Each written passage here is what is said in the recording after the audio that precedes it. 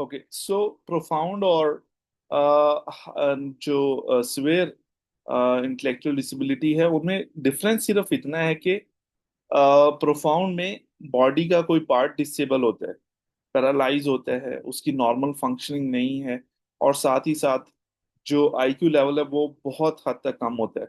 ठीक है, सो ये है सिवियर किस्म की इंटेलेक्चुअल डिसेबिलिटी।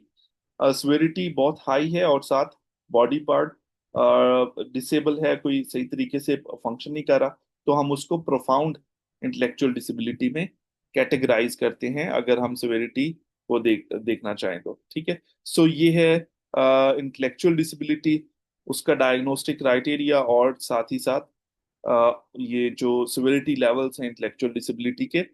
अब इसको देखना है हमने कि डायग्नोज कैसे होता है इंटेलेक्चुअल डिसेबिलिटी। डायग्नोज करने के इसके भी दो तरीके हैं, एक direct observation, indirect observation. Indirect observation में डिफरेंट टूल्स हैं, विस्क है, वेस है, सीपीएम है, एसपीएम है। पहले सीपीएम एसपीएम यूज हो रहा था, अब ज्यादा वेस और विस्क वगैरह यूज होता है, टोनी है।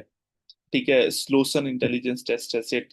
तो इस तरह के डिफरेंट मल्टीपल इंटेलिजेंस टेस्ट हैं जिनसे हमें आईक्यू लेवल का पता चलता है कि इस पर्सन का आईक्यू एवरेज है या बिलो एवरेज है। ठीक है, हमें जब एक रिटर्न फॉर्म में स्टैंडर्डाइज्ड रिजल्ट्स मिल जाते हैं आईक्यू के, then we just have to do the direct observation for the adaptive functioning.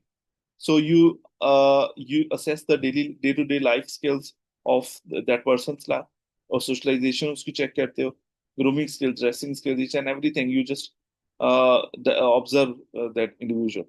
So if you feel like deficiency in that, and the severity, the deficiency of the scores of IQ also present the level of severity of intellectual disability, तो आप ये दोनों tools और direct observation के through किसी भी person को diagnose कर सकते हैं इंटेलेक्चुअल डिसेबिलिटी के लिए। ठीक है, सो इज इट क्लियर और any question? Do you have any question? You can ask me here. Sir, अगर हमारे पास डायग्नोस्टिक टूल में जैसे आपने बताया टोनी है, सिक है और विस्क है। विस्क तो जो है वो हम जाहिर है वो हमें नहीं मिलता क्योंकि वो परचेज करना पड़ता है। टोनी टोनी नॉन वर्बल के लिए, अगर हमें वर्बल बच्चे के लिए चाहिए, फिट भी अवेलेबल नहीं है, तो फिर हम कौन सा टूल यूज कर सकते हैं? You have to training arrange your tool. tools, right? So without tools, you cannot do the diagnosis, because tools are इसलिए नेसेसरी हैं क्योंकि टूल्स आपके जो डायग्नोसिस हैं उसको सपोर्ट करता है। डायरेक्ट ऑब्जर्वेशन भी काफी होती है, हमें पता चल जाता है कि ये पर्सन इंटेलेक्चुअली डिसेबल है या नहीं है, हमें उससे डिस्कशन करते हुए पता चल जाता है, उसको ऑब्जर्व करते हुए, उसके बिहेवियर्स को ऑब्जर्व करते हुए, उसके जो सिटिंग है, डिस्कस करना है, दूसरों के साथ इंटरेक्शन है, अपने पेरेंट्स के साथ इंटरेक्शन है, बाकी बच्चों के साथ इंटरेक्शन है, एक्टिविटी लेवल को करते हुए हमें पता चल जाता है कि ये इसमें आईक्यू लो है। लेकिन टूल्स आपके डायग्नोसिस को सपोर्ट करते हैं डॉक्यूमेंटली, बिकॉज हर एक कोई भी आपने डायग्नोसिस करना है, you must have the documents, proper tools to assess, ताकि आपसे अगर कोई क्वेश्चन करता है, so you should have the proof for that. So the tools gives you the proof, a written proof or documental proof you can present to anyone, and you can claim that my diagnosis was accurate. Or otherwise, people will, sometimes they sue the professionals that he did the wrong diagnosis, to just to clarify yourself। और अपने आप को defend करने के लिए आपके पास proper tools होने चाहिए।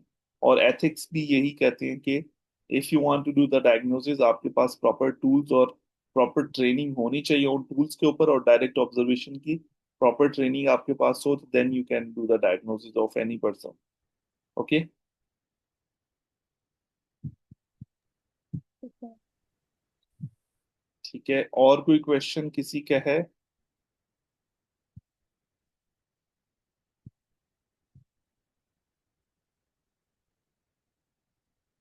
नहीं, कोई क्वेश्चन नहीं है। I am counting to 10।